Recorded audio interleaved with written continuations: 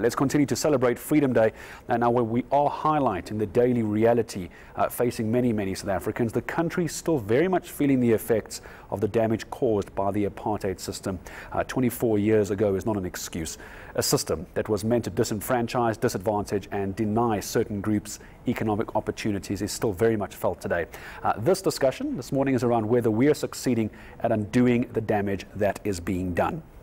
Well, I'm joined by Social Justice Coalition Project Manager down in Cape Town for us, Axolile Notywala, and Gauteng Education Spokesperson Oupa Bodibe joining us. Axolile, good morning to you from Cape Town. Thank you for your time in speaking to us. Let me start with you first, if I may.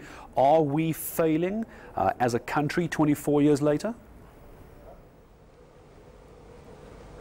Thank you, Gareth. I think one thing I can say is that many of us don't celebrate. I don't think we can use that word, that term, and say we celebrate Freedom Day. We can say that we do commemorate because we know that there were people that were part of the struggle that lost lives.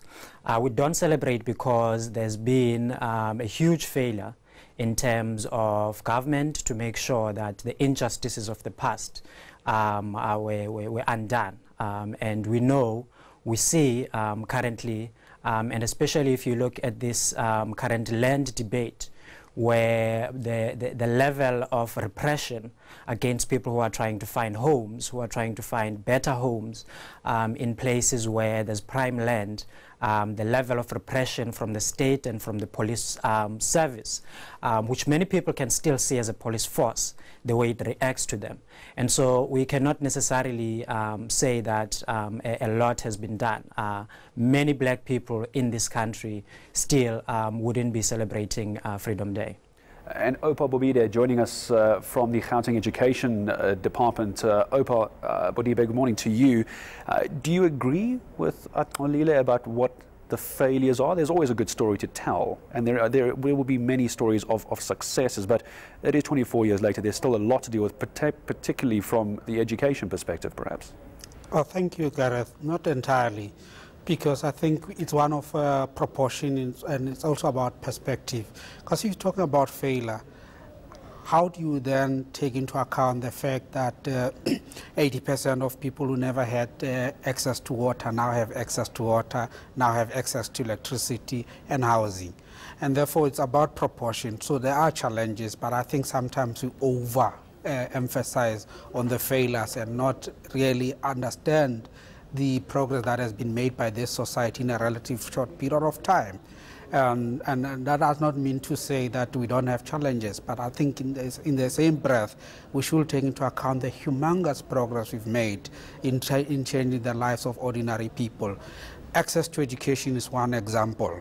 The fact that we are producing so many young learners to go to universities, and the fact that universities can't cope with those numbers.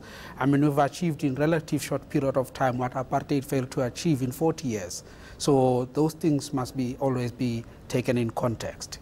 Axolile, as far as the education in the country is concerned, how would you look at how education has come along since '94? Oupa does make a good point in access to education is there. There are still challenges, of course, as he admits, but from your perspective, are we moving in the right direction?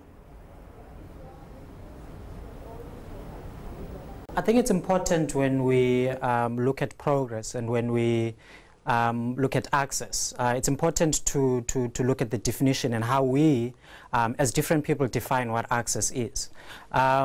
We do commend some progress that has been made, but the fact that you still have young children dying in pit toilets, is that the access that we're talking about?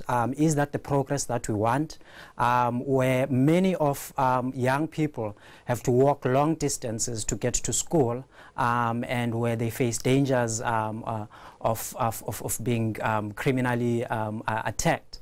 And I think that's the same thing when we talk about access to water and the percentages that we use. 80% of people have access. What does access mean? Is access, for for a black person having to access to get water, having to walk 200 meters to get water.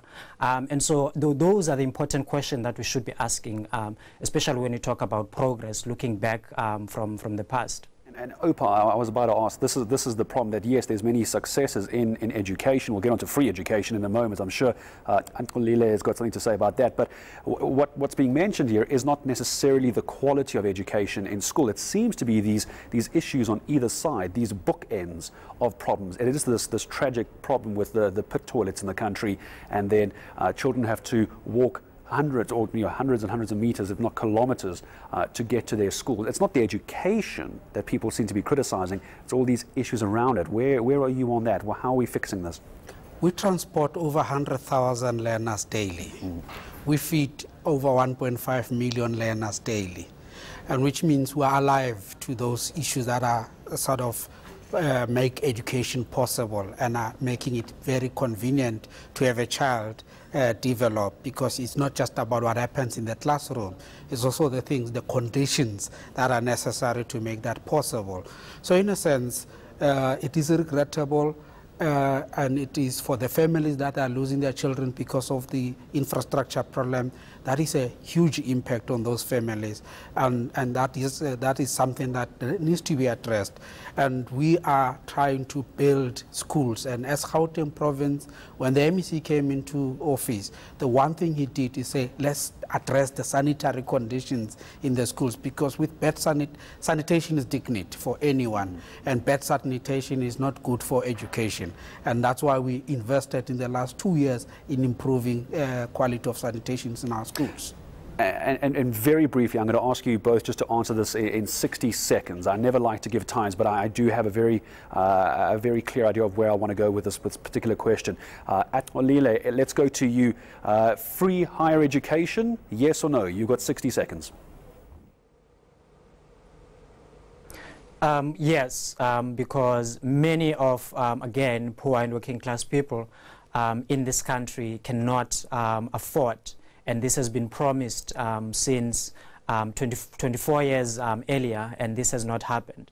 And if you look at the levels of inequalities, we cannot necessarily be able to deal in this country with those levels of inequality if we do not prioritize education, but not only at a higher level, which is tertiary, but at all levels. And I'm going to say thank you to you, Axolile Notywala, down in Cape Town from the Social Justice Coalition Project. He's the manager down there. And I'm going to just leave this question with you, Oupa Bodibe from the Gauteng Education Department. You're going to tell me yes for free education, I'm sure, is the line that you're going to give me. Perhaps the question is when and who's going to pay for it? Okay, thank you. Yes, we do support the free higher education. Gauteng at the moment, we give bursaries to the top 3 learners in all township automatically without application, but that's not enough to actually provide access. And obviously the issue of who pays for it, the society must pay for it, because education in the long run has returns for the society and for the individual. I thank you for your time and coming in to speak to us, to both of you down in Cape Town. Social Justice Coalition Project Manager, it's Axolile Notywala, and Gauteng Education Spokesperson Oupa Bodibe joining us here on Morning News today.